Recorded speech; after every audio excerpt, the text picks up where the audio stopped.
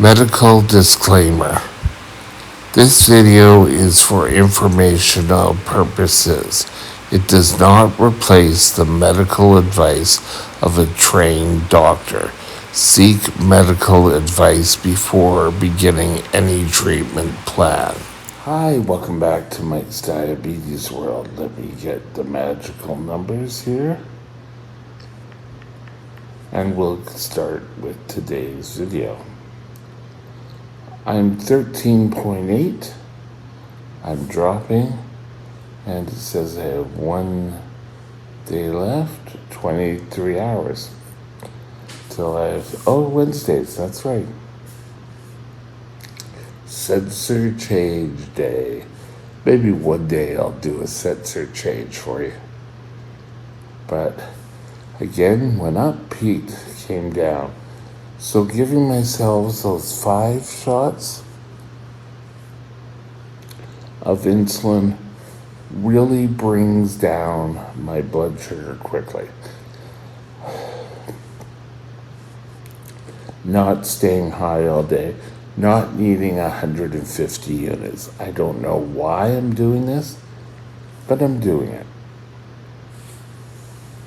Thyroid range, 55%. 39% high, 6 going low. But this is just the last 24 hours. I would like to see something on the reports, the CareLink reports. Medtronics, if you're listening, it'd be nice to have some sort of graph on our CareLink that will show for a certain length of time how well of control we're doing. Today, I just stop doing that. Stop bringing my hand up. Today, I want to discuss with you how people react to the T1D diagnosis.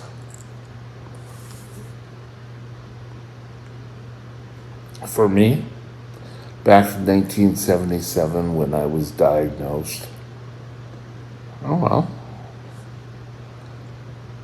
I really didn't know what was involved. The only sort of thing we got was from my aunt, who was a nurse, and kind of gave us what she remembered from nursing school. Now, my aunt was an OR nurse, so she really wasn't in the thick of diabetes care. But for me, it was a new adventure. And I got off school. That was a fun time. I got off school, and so I was able to go into this with open mind.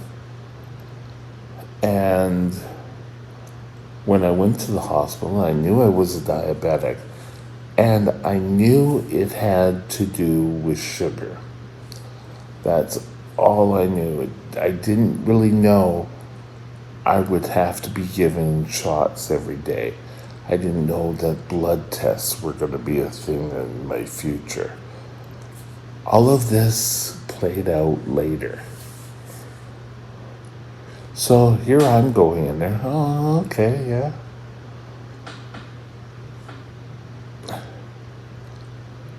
But it soon changed when I was having to give myself shots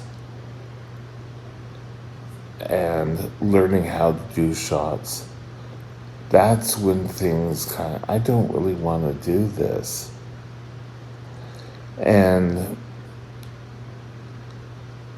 just in a quick aside before I move on, is the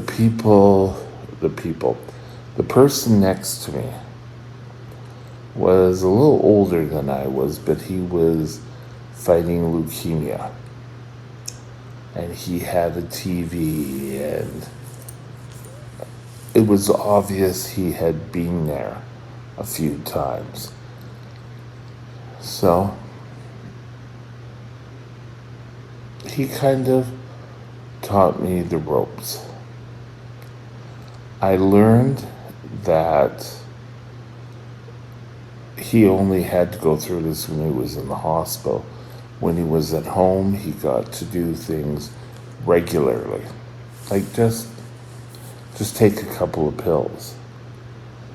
And I said that to myself.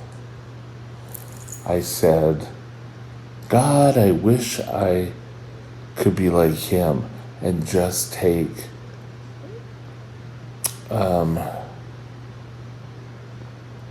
pills to manage my diabetes.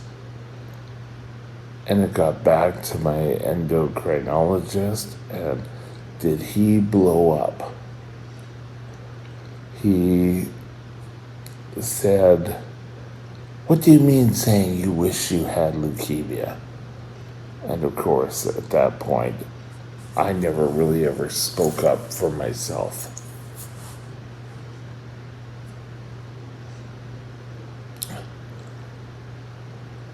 But that was just an aside. So for me, it was kind of like, okay, I didn't know what was really going on. Let's fast forward a few years. I was living in North Vancouver at the time with my mother's stepfather. He was building onto the long-term care at Lionsgate Hospital. So we lived right across the street. I mean, right across the street. I went there and got checked in, and for some reason I had to stay. My blood sugars were out of whack. They had a newly diagnosed diabetic, and they put me in the same room. Okay, fine. I tried to think back to my time, but his feelings were definitely different than mine. He was really depressed. And here I was 19. No, I think it was probably 20. And this guy maybe was 20, 23. And he was so depressed. I mean, he was so depressed to the point of he wanted all the lights out. He didn't want anyone looking at him or anything. I said, okay.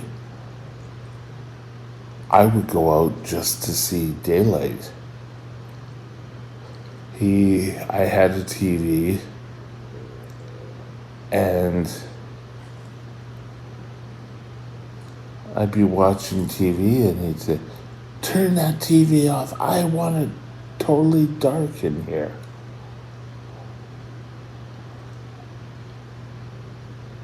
And I don't really remember how long he was with me. I think they finally decided he needed to go see someone. He may have been moved closer to the psych unit, I don't know. But he was just so upset that he couldn't go out drinking with his friends. And, I kind of sat there saying, drinking really isn't everything in life. But that's how he got along with his friends, I guess. And he seemed to think that going out getting drunk every Friday and Saturday night was something, was his right. He put on, the one thing I did say to him, because I did notice this when his parents came to visit.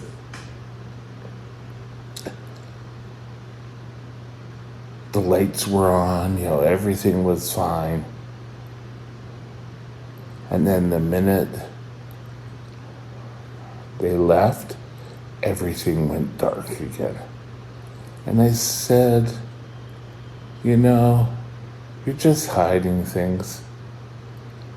Your mother or your father probably know that you're not happy about this. So don't go hiding.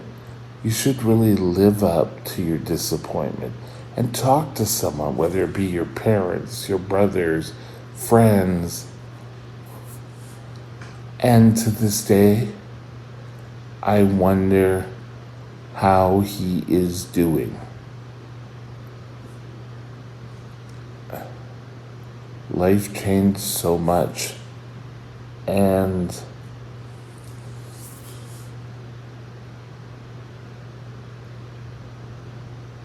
I wonder, how is he doing with control nowadays?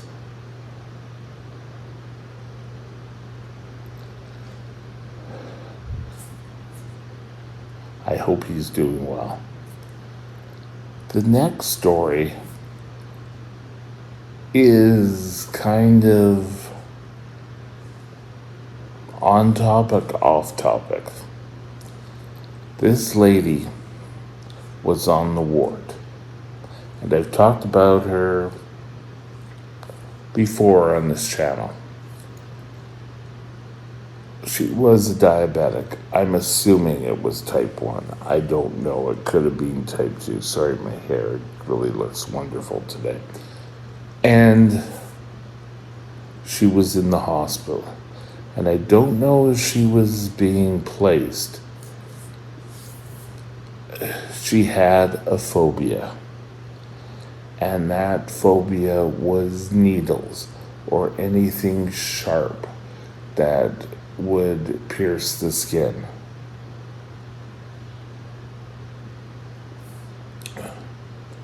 So,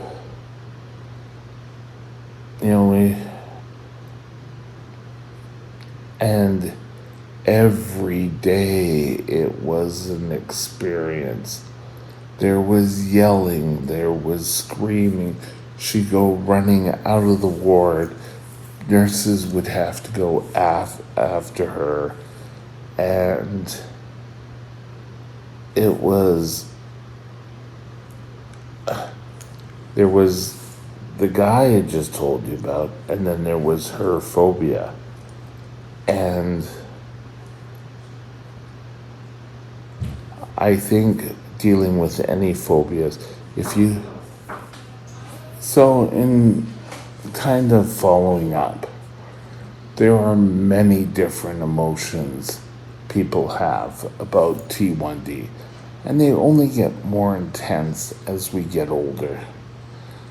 If I learned now that I was having T1D, I don't know if I'd have such a ho-hum attitude about it. I think just have to change. A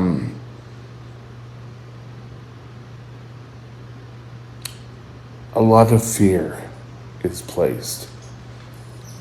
And I hope that guy who I shared a room, the guy who liked to be in the dark because he couldn't handle it, I hope he finally handled it and was able to move on and get a productive life. I'm 56 now, so he must be close. I'm 59 now, so he must be in his 60s. But we could only hope for the best for all of us. And with that, have a super day, and we'll talk later. Bye now. My email is mikesdiabetesworld@gmail.com. mikesdiabetesworld@gmail.com.